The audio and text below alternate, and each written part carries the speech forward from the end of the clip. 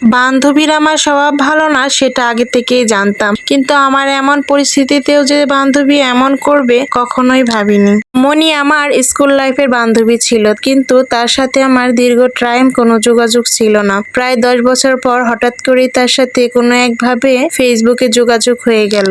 2-3 দিন খুব ভালোই কথা হলো তার সাথে। হঠাৎ করে এতদিন পর বান্ধবীর সাথে যোগাযোগ হয়ে তার জীবনের লাইফ স্টোরি, কয়টা ছেলে মেয়ে হলো, কিভাবে কি, সব বিস্তারিত ভালোই আলাপ চলতেছিল।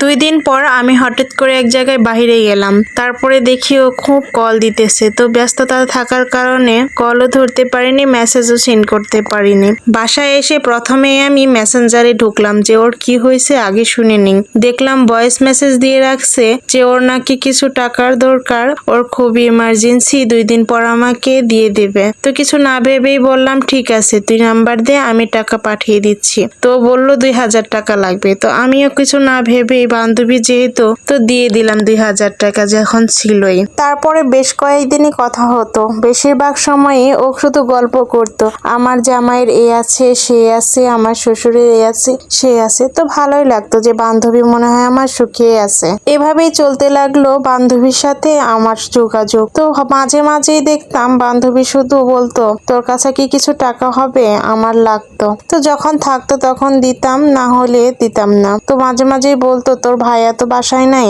তো আসলে আমি তোকে সব টাকা একসাথে দিয়ে দিব। এভাবে চলতে লাগলো। এখন আমিও মুখ ফুটে কখনোই চাইতাম না। যাই হোক, বান্ধবী বলতাম তোর যখন সুযোগ হবে তখনই দিস, সমস্যা নেই। এভাবেই চলে গেল 1-1.5 মাসের মতো। এরই মধ্যে আমার হাজবেন্ডের সাথে খুব ঝগড়া লাগলো, খুব রাগারাগি হলো। এক পর্যায়ে রাগের মাথায় আমি বাসার থেকে বের হয়ে গেলাম। বের তো হলাম, কিন্তু কোথায় যাব কি করব কিছুই বুঝতেছিলাম না। পার্সে ছিল মাত্র 1500 টাকা। আর কখনো কোনো দিন বাবার বাসায় রাগ করে যায়নি, সেহেতু সাহসও হচ্ছিল না। খুব কান্না করতেছিলাম রাস্তায় বসে। একে তো খুবই কষ্ট হচ্ছিল, তারপরে আবার টেনশনও হচ্ছিল কোথায় যাব আমি। আত্মীয় স্বজনের বাসায় যাব তাও লজ্জা লাগছিল। হঠাৎ করেই মনে হলো বান্ধবী তো আমার একাই থাকে, ওর হাজবেন্ড নাকি ঢাকাতে থাকে। তো মনে হওয়ার সাথে সাথেই কেন জানি বান্ধবীকেই ফোন দিলাম, বান্ধবী এই অবস্থা, আমি কি করব, তোর ওখানে আমি আসতে চাচ্ছি, একটা রাতের জন্য তোর বাসায় থাকতে দিবি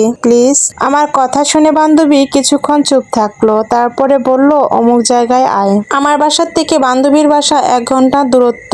তো সেখানে পৌঁছাতে পৌঁছাতে আমার প্রায় 5টা বেজে গেছে। পৌঁছানোর আধা ঘন্টা পর বান্ধবী আসলো। বললাম এত দেরি হলো তোর আসতে? বললো আর বলিস না, তোর কাছে আসার জন্য তাড়াহুড়ো করতে গিয়ে 500 টাকা আমার হারিয়ে গেছে। তারপর বলল কি আর করব বল, এখন আমার বাজার করতে হবে, তোর কাছে কিছু টাকা হবে দে তো, বাসায় যাইতে সময় বাজার নিয়ে যাব। আমিও ভাবলাম আমার জন্য যেহেতু টাকাটা হারাইছে কি আর করব, দিয়ে দিলাম 500 টাকা। ওর সাথে ওর ছোট্ট ছেলেটাও আসলো, দেখে খুব ভালো লাগলো। ওকে হালকা কিছু মজা কিনে দিলাম। তারপরে গাড়ি ভাড়া সব মিলিয়ে আর 400 টাকা আমার কাছে রয়ে গেল। ও বাসায় যাওয়ার পর বলল দেখ আজকে রাতটাই কিন্তু আমার বাসায় থাকতে পারবি, কালকে আমার হাজবেন্ড চলে আসবে, তোকে সকালেই চলে যেতে হবে। আমি বললাম ঠিক আছে। তো কোনোভাবে রাতটা কাটলো। সারা রাত আর ঘুম হলো না, চোখে শুধু পানি আসলো। সকাল সকাল দেখলাম ডাকতেছে যে উঠ তাড়াতাড়ি, ছেলেকে আমি স্কুলে নিয়ে যাব, সাথে তোকেও গাড়িতে উঠিয়ে দিব। তো তাড়াহুড়া করে ফ্রেশ হয়ে রেডি হয়ে নিলাম। বের হওয়ার আগেও বললো তোর কাছে আর কিছু টাকা হবে, ছেলেকে স্কুলে নিয়ে যাব, একদম হাতে কোনো টাকা নেই, তোর ভাইয়া আসলে তোকে বিকাশ করে সব টাকা দিয়ে দিব।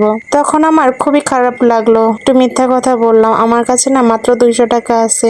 ও বললো ঠিক আছে তুই আমাকে 100 টাকা দে, এখান থেকে তোর বাবার বাসা তো বেশি দূরে না, 100 টাকায় তোর হয়ে যাবে, তুই আমাকে 100 টাকাই দে। মনটা আমার খুবই খারাপ হয়ে গেল, তারপরেও কিছু করার নেই, দিয়ে দিলাম যেহেতু আমাকে সাহায্য করছে। যাই হোক, কোনোভাবে বাবার বাসায় এসে পৌঁছালাম। তারপর থেকে বান্ধবীর সাথে আর কোনোভাবেই যোগাযোগ রাখিনি।